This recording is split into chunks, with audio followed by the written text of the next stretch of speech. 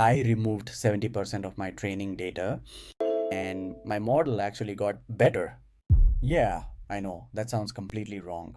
But stick with me because this one insight changed how I think about training AI forever. Okay, here's the rule of thumb everyone follows in AI. More data equals a better model. It's like the golden rule. You scrape more text, collect more images, stack more examples, and your model gets smarter. Scaling laws suggest it. Big tech proves it. Feed the machine more and it performs better. Makes total sense, right? But here's what nobody warns you about. Not all data is equal. When you throw everything into your training set, duplicates, noisy labels, irrelevant garbage, your model doesn't just plateau. It can actually get worse.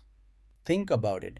If you're studying for an exam and half your textbook has wrong answers, studying more doesn't help you. It confuses you.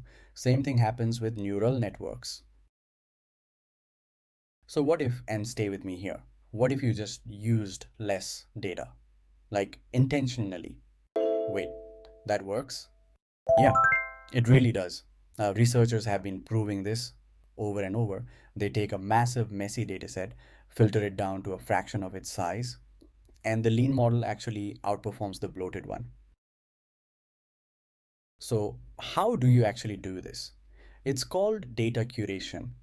And here's the pipeline. You start with your raw data set, let's say 10 million samples. First, you deduplicate. You'd be shocked how many datasets have identical examples, repeated hundreds of times. Cut those, now we're at 7 million. Next, quality scoring. You run a smaller model to score coherence and grammar. Low quality, gone, down to 4 million. Finally, relevance filtering. If you're building a coding assistant, you don't need recipe blogs. Remove the off topic stuff. Now you're at 3 million. And here's the beauty, that curated subset will train a better model than the original 10 million every single time. And this isn't just theory. Let me show you the receipts. In 2023, Meta published the LIMA paper. They fine-tuned a 65 billion parameter model on just 1,000 carefully chosen examples.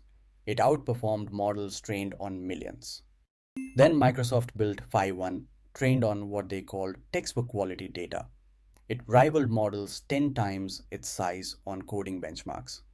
And the DCLM project showed that aggressively filtering web data, removing almost everything, produced a state-of-the-art open source model. The pattern is clear. Curation beats accumulation. All right, let's make this tangible. Imagine you have a million samples, but half of them are noisy, which is common for web data. Watch what happens as you increase curation. Accuracy definitely goes up because you're removing the garbage. But look, push it too far and you lose diversity, so performance drops again. The sweet spot for most data sets is removing 50 to 70% of the noise. So here's your one takeaway. Stop obsessing over collecting more data. Start obsessing over collecting better data. Deduplicate ruthlessly. Score every sample for quality. Filter for relevance. The teams winning in AI right now aren't the ones with the biggest data sets. They're the ones with the cleanest. Less data, better results, lower costs. Wait, that works? Yeah, it really does.